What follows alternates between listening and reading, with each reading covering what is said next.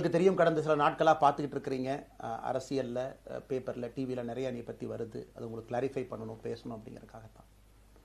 பாரதிய ஜனதா கட்சியில் ஆகஸ்ட் 25, 2020 டெல்லியில் இங்கே வந்து இணைஞ்சு தமிழகத்தில் தமிழக மக்களுக்காக ஒரு 6 ஆண்டு காலம் பணியாற்றுவதற்கு ஒரு பெரிய வாய்ப்பு, ஒரு பெரிய பாக்கியமாக நான் கருதுகின்றேன்.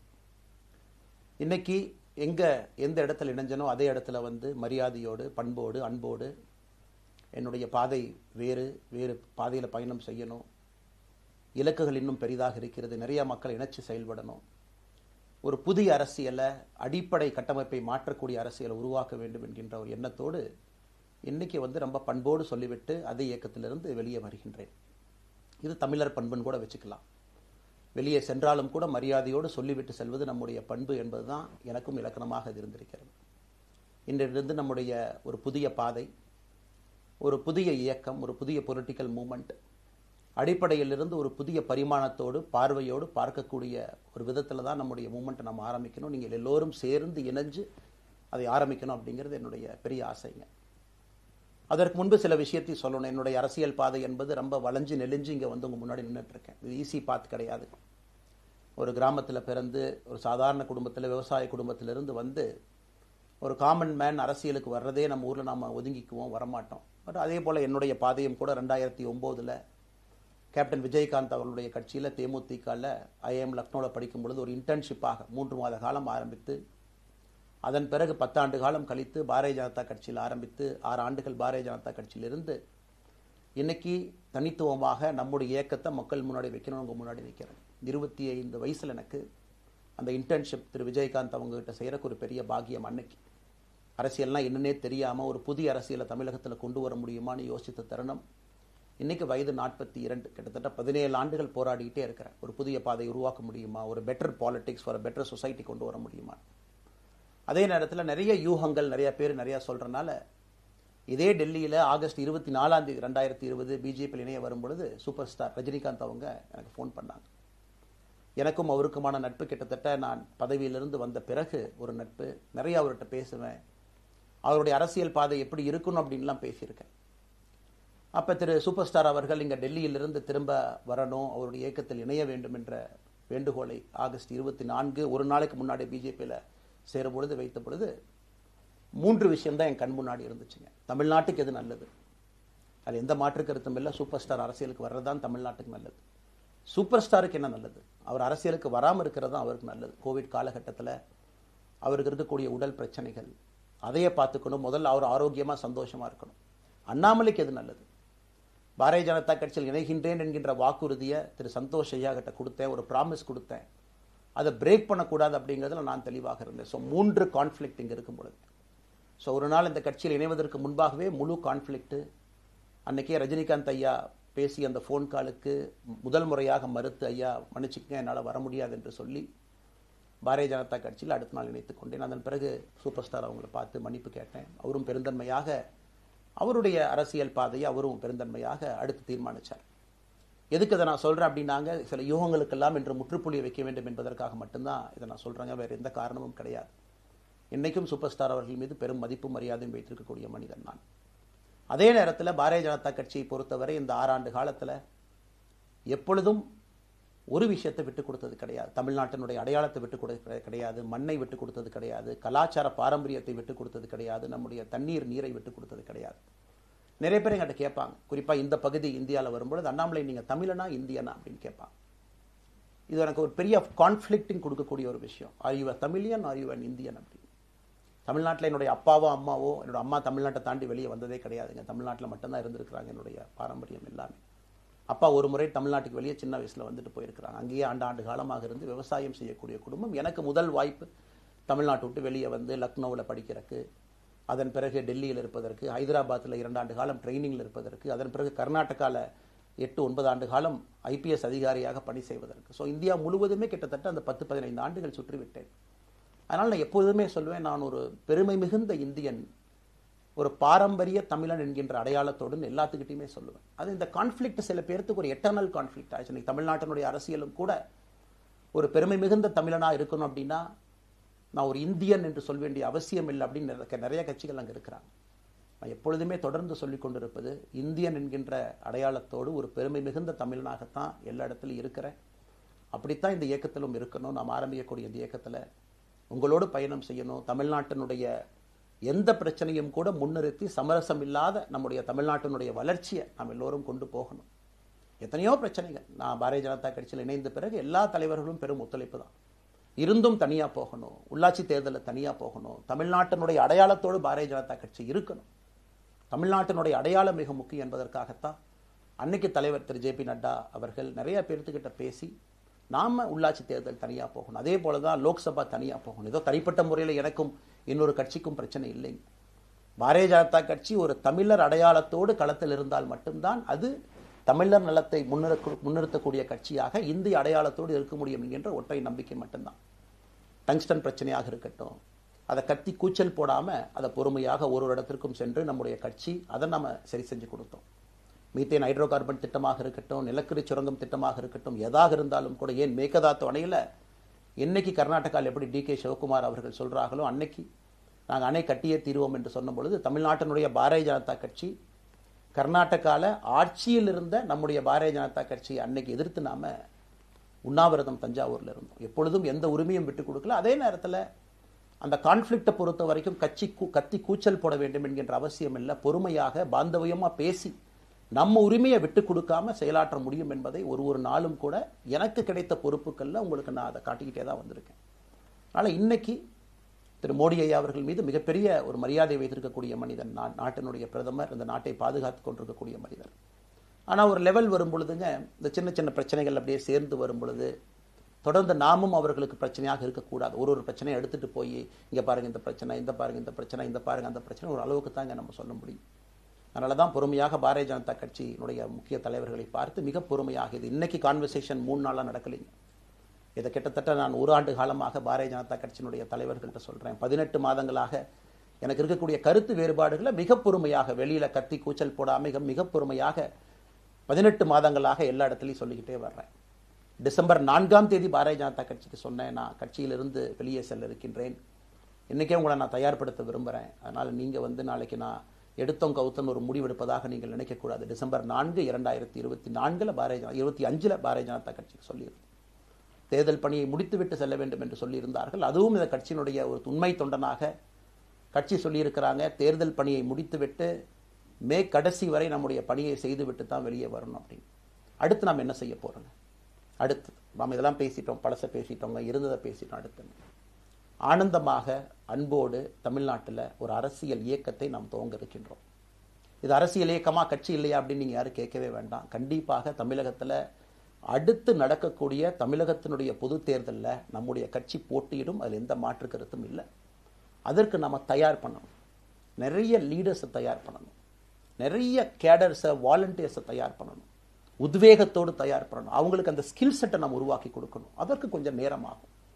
நாம் அது ஒரு இயக்கமாக ஆரம்பித்து நிறைய மனிதர்களை உள்ளே கொண்டு வந்து அவர்களுக்கு சில இடத்துல அரசியலை சொல்லிக் கொடுத்து எல்லா தரப்பட்ட மனிதர்களையும் உள்ளே கொண்டு வந்து, ஏன்னா பாரதிய ஜனதா கட்சியினுடைய தலைவராக பொறுப்பேற்ற பிறகு நான் முதல்ல போய் ஆசீர்வாதம் யார்கிட்ட வாங்கினாங்க, சமீபத்தில் மறைந்த நல்ல கண்ணையாகிட்ட தான். இன்னைக்கு மண் சார்ந்த அரசியலை முன்னெடுக்கணும், நல்ல மனிதர்களுடைய கொள்கைகள் உள்ள கொண்டு வரணும், எல்லா மனிதர்களையும் உள்ளடக்கிய அரசியலை நாம் முன்னிறுத்தணும். டெக்னோக்ராட்ஸ் பெருமளவில் நமக்குள்ள வரணும், பெருமளவில் நமக்குள்ள டெக்னோக்ராட்ஸ் வரணும். இன்னைக்கு அமெரிக்கா போகிறோம், யூரோப் போகிறாங்க, போய் நமக்கே எவ்வளோ பெருமையாக இருக்குது. ஒரு மிகப்பெரிய நிறுவனம் நிவிடியா எடுத்துக்கங்க, மைக்ரான் எடுத்துக்கங்க, சாம்சங் எடுத்துக்கங்க, இன்டெல் எடுத்துக்கங்க, அங்கே இருக்கக்கூடிய இன்ஸ்டாகிராம், ஃபேஸ்புக், கூகுள், ஆல்பபெட் பார்க்கும் பொழுது வைஸ் பிரசிடென்ட்னு பார்த்தீங்கன்னா ஒரு தமிழன் அங்கே உட்கார்ந்துருக்கிறான். இந்தியன் என்கின்ற அடையாளத்தோடு அங்கே ஒரு தமிழன் அமர்ந்திருக்கின்றார். என்னுடைய கனவு உங்கள் பல பேர்த்த போல அவர்களெல்லாம் திரும்ப இங்கே வந்து அரசியலில் ஏதோ ஒரு விதத்தில் கான்ட்ரிபியூட் பண்ணுறதுக்கு நம்முடைய இயக்கமும் நம்முடைய வருகின்ற காலத்தில் நம்ம ஆரம்பிக்கக்கூடிய கட்சியும் அதற்கு உறுதுணையாக இருக்கணும். அத்தனை டேலண்ட்டை ரிஃபைன் பண்ணி நம்ம கொண்டு வரும். தமிழ்நாட்டினுடைய வளர்ச்சிக்கு எல்லோரையும் நம்ம பயன்படுத்தணும். இதில் எங்கேயுமே கூட நான் பெரிது நீ பெரிது என்று இருப்பதை விட ஒரு வளர்ந்த பாரதம், இந்தியா உலகத்தில் மிக முக்கியமான இடத்துல அந்த பாரதம் வந்து அமரும் பொழுது முதன்மை மாநிலமாக தமிழகத்தை கொண்டு வந்து நிறுத்த வேண்டிய பொறுப்பு நமக்கு இருக்கு. அதற்கு நம்முடைய பொலிட்டிக்கல் கிராமர், பொலிட்டிக்கல் லாங்குவேஜ் எல்லாமே நம்ம மாற்றணும். நம்ம பேசக்கூடிய விஷயம். அடுத்து இன்னொன்று கேட்குறாங்க, நான் கமெண்ட் வர அப்படியே நான் பேச ஆரம்பிக்கிறேன். தமிழ்நாட்டில் இன்னைக்கு ஒரு அரசியல் கட்சி வேணுமான்னு கேட்டிங்கன்னா கண்டிப்பாக வேணும், அதில் எந்த மாற்று கருத்தும் இல்லை.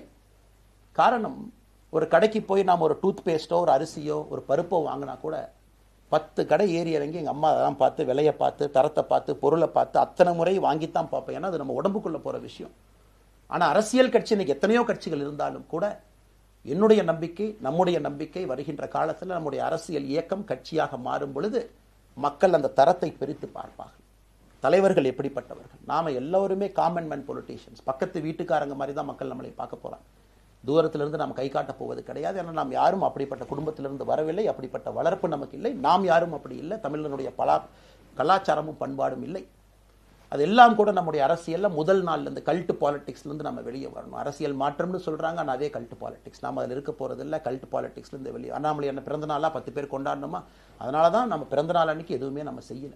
என்னுடைய பிறந்தநாள் என்பது உங்கள் பிறந்தநாளை போல ஒரு நாள். நான் அரசியல் வருவதை என் பிறந்தநாளை எப்பவுமே கொண்டாடினது கிடையாது. அரசியல் வந்ததுக்காக சில பேர் போஸ்ட் அடிச்சு ஒட்டுறான். அந்த கலாச்சாரத்தையும் உடைக்க வேண்டும் என்பதற்காகத்தான் நேற்று நாம் எதுவுமே பேசலைங்க, இன்னைக்கு நம்ம பேசுறோம். இந்த கல்ட் பாலிடிக்ஸ்ல இருந்து வெளியே வரணும். ஒரு காமன் மேன் பாலிடிக்ஸை முன்னிறுத்தணும். சமரசம் இல்லாத கொள்கை இருக்கக்கூடிய இயக்கமாக அது கட்சியாக முன்னாடி வரணும். அவ்வளவு குவாலிட்டியான லீடர்ஸை நம்ம பில்ட் பண்ணணும். ஒரு முதலமைச்சர் தமிழகத்தை மாற்ற முடியுமான்னு கேட்டீங்கன்னா கண்டிப்பா முடியாது. முதலமைச்சர் இருக்கக்கூடிய 35 கேபினெட் அமைச்சர்கள் மாற்ற முடியுமான்னு கேட்டால் கண்டிப்பா முடியாது. 234 சட்டமன்ற உறுப்பினர்கள் மாற்ற முடியுமான்னு கேட்டால் முடியாது. 39 பாராளுமன்ற உறுப்பினர்கள் மாற்ற முடியுமான்னு கேட்டீங்கன்னா முடியாதுங்க. அவர்களோடு உள்ளாட்சி பிரதிநிதிகளாக இருக்கக்கூடிய கிட்டத்தட்ட 30,000க்கும் மேற்பட்ட பிரதிநிதிகள், பஞ்சாயத்து தலைவரிலிருந்து ஆரம்பித்து கவுன்சிலரிலிருந்து ஒரு கார்பரேஷன் கவுன்சிலரிலிருந்து மேயரிலிருந்து, நம்முடைய நோக்கம் எல்லா இடத்துலையும் கிளீன் பாலிடிக்ஸ் கொண்டு வரும், எல்லா இடத்துலையும் கிளீன் கவர்னன்ஸ் கொண்டு வரும், எல்லா இடத்துலையும் ஹானஸ்ட், எஃபிஷியன்ட், கேபபிள், வேலையை செய்து முடிக்கக்கூடிய திறன் படைத்த தலைவர்கள் அங்கே கொண்டு வந்து வைக்கணும்.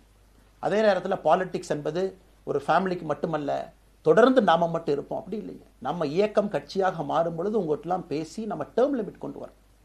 நாம் ஒரு வித்தியாசமான கட்சினா எல்லோருக்கும் வாய்ப்பு கொடுக்கணும். 140 கோடி மக்கள் வசிக்கக்கூடிய அந்த நாட்டில், தமிழகத்தில் கிட்டத்தட்ட 8 கோடி பேர்த்துக்கு நாம் இருக்கோம். 5.5 கோடிக்கு மேற்பட்ட வாக்காளர்கள் இருக்கும் பொழுது எல்லோரையும் அரசியலுக்கு வாய்ப்பு கொடுக்கணும். டேர்ம் லிமிட் கொண்டு வரணும். எத்தனை முறை எம்எல்ஏவாக இருக்கணும், எத்தனை முறை எம்பியா இருக்கணும், எல்லோருக்கும் அது பொருந்தும், எனக்கும் அது உட்பட.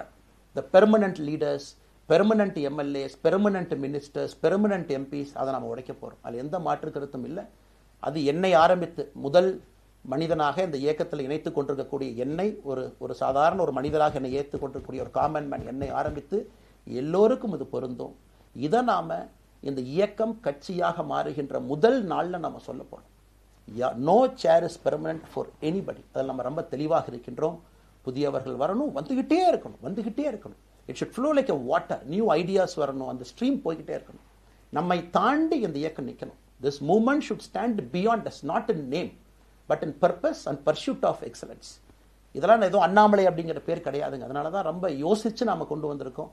www.vetheleader.org அப்படிங்கிற அமைப்பு ஏற்கனவே 2020 நாங்கள் எல்லாம் சேர்ந்து ஆரம்பித்த அமைப்பு. நான் பேசி முடிச்சோன்னா அந்த லிங்க் உங்களுக்கு லைவாக வந்துடும். vetheleader.org-ல நீங்கள் உங்களை வாலண்டியராக இன்னைக்கு பொலிட்டிக்கல் ஒரு மூமெண்ட்டில் உங்களை நீங்கள் நினைச்சுக்கணும். நாம எல்லோரும் ஒன்று சேர்ந்து பேசுவோம். அதனால தான் இன்னைக்கு கோயம்புத்தூரில் இன்னொரு அறிவிப்பும் கூட கொடுக்கணும். எல்லாத்தையும் டைரக்டாக எப்படி நம்ம பாலிடிக்ஸ்குள்ள கொண்டு வர போகிறோம். APJ Abdul Kalam centre for ethics and politics, APJ Abdul Kalam ஐயாவுடைய பேரில் கோயம்புத்தூரில் வீத லீடர்ஸ்க்கு கீழே நாம பாலிடிக்ஸ்ல எத்திக்ஸ்க்காக ஒரு சென்டர் ஆரம்பித்து வருகின்றவங்க எல்லாமே இதுக்குள்ள ட்ரெயின் ஆகி தான் வெளியே வருவாங்க. உள்ளாட்சி தேர்தலில் நிற்கிறாங்க, they will get trained, come and stand in local body election. MLA election நிற்கிறாங்க, they will get trained, they will come and stand in election. அவங்க எங்க நின்னாலும் கூட ஒரு ப்ராசஸ்ல நாம் அவங்கள ட்ரெயின் பண்ணி, அவங்கள ஷேப் பண்ணி, ஒரு கம்யூனிட்டியினுடைய நீட்ஸ் அண்டர்ஸ்டாண்ட் பண்ணி அரசியல் செய்யக்கூடிய மனிதர்களாக நாம் அவங்கள கொண்டு வர போறோம். நாம் யாருக்கும் போட்டி கிடையாது. ஆளுங்கட்சி இருக்கு, நிறைய எதிர்கட்சி இருக்கு, எல்லோரும் இருக்கட்டும், சந்தோஷமா இருக்கட்டும், அவங்கவுங்க கொள்கையை சொல்லட்டும். நம்முடைய கொள்கையும் வருகின்ற காலத்தில் நம்ம எல்லோரும் இணைஞ்சு நம்ம கொள்கையை சொல்ல போறோம். இன்னைக்கு நான் ஏபிஜே அப்துல் கலாம் ஐயா அப்படிங்கிற பேரை உங்க முன்னாடி சொன்னதுக்கான காரணம் என்னன்னா, அவரை நான் மாணவனா பார்த்திருக்கிறேன், ஐபிஎஸ் அதிகாரியா பார்த்திருக்கிறேன், கேள்விகள் கேட்டிருக்கேன், லைவா அவர் பேசினதை கேட்டிருக்கேன். அவர் சொன்ன அத்தனை கான்செப்ட் இன்னைக்கு நமக்கு எப்போ பொருந்தோம், இன்னைக்கு பொருந்தும். எப்பவோ சொன்னார் விஷன் 2020, எப்போ சொன்னாருங்க? 2020.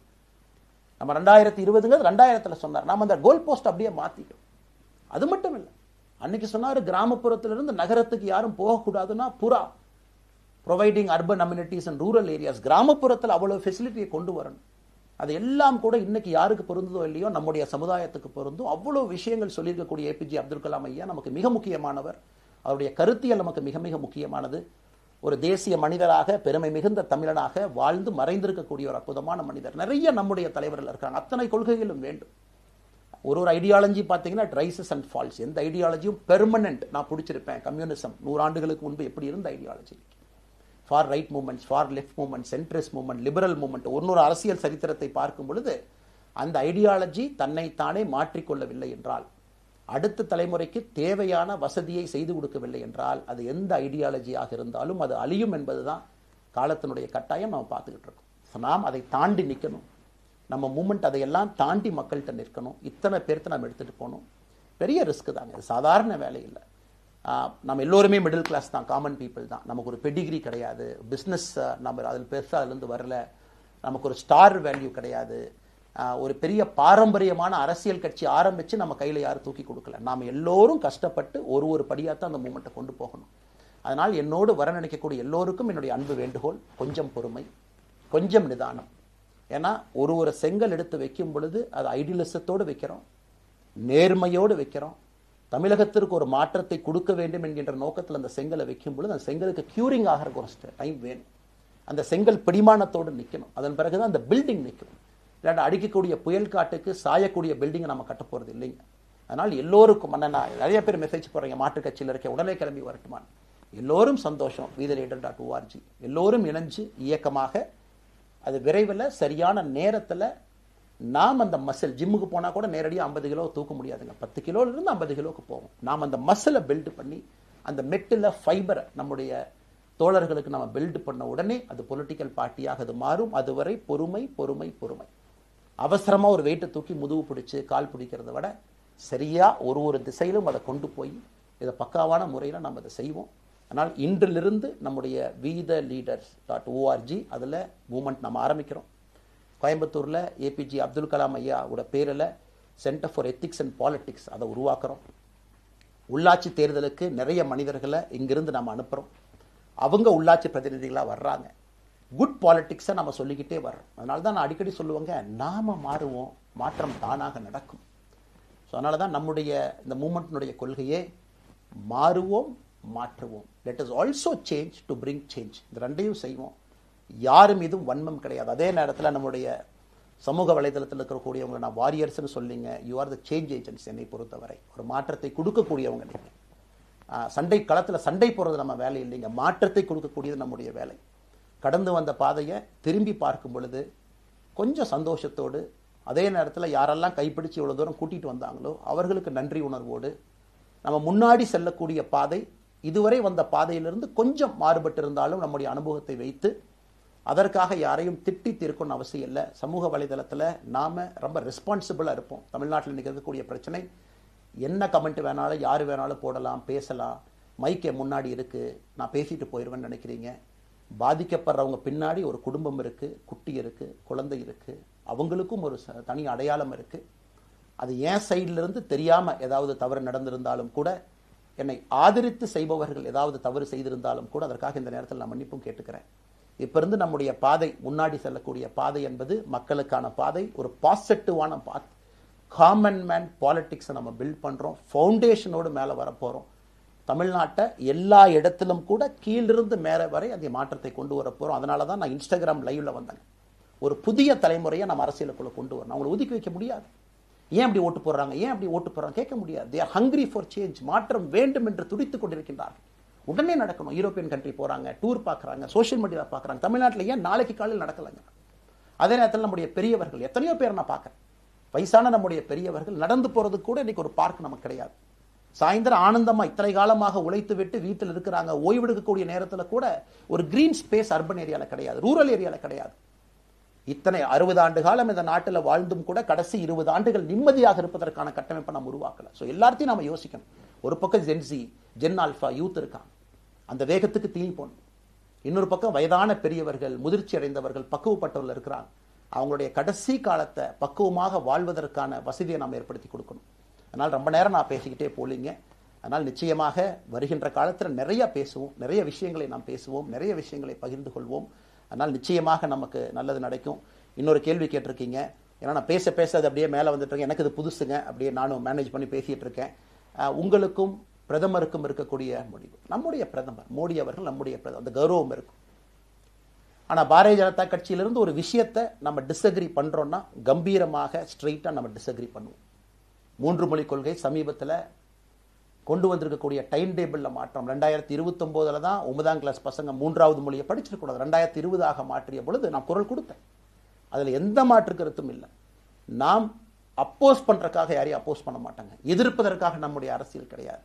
எப்படி திமுகவை பார்க்கின்றோமோ, எப்படி அதிமுகவை பார்க்கின்றோமோ, எப்படி டிவிகேவை பார்க்குறோமோ, எப்படி அண்ணன் சீமான் அவர்களை பார்க்குறோமோ, எப்படி அண்ணன் அன்புமணி அவர்களை பார்க்குறோமோ, எப்படி இங்கே இருக்கக்கூடிய எல்லா தலைவர்கள், அண்ணன் ஜி கே வாசன் அவர்கள், ஏசி சண்முகம் அவர்கள், பாரிவேந்தர் அவர்கள், ஜான் பாண்டியன் அவர்கள், எல்லா கிருஷ்ணசாமி ஐயா அவர்கள், ஐயா வைகோ அவர்கள், அம்மா பிரேமலதா அவர்கள், எல்லா தமிழகத்தில் இருக்கக்கூடிய எல்லா அரசியல் கட்சியினுடைய தலைவர்கள் எப்படி பார்க்கிறோமோ அப்படித்தான் நான் பாரதிய ஜனதா கட்சியை பார்ப்பேன். அதற்காக நம்ம போய் ஒரு வன்மமோ எதுவும் கிடையாது.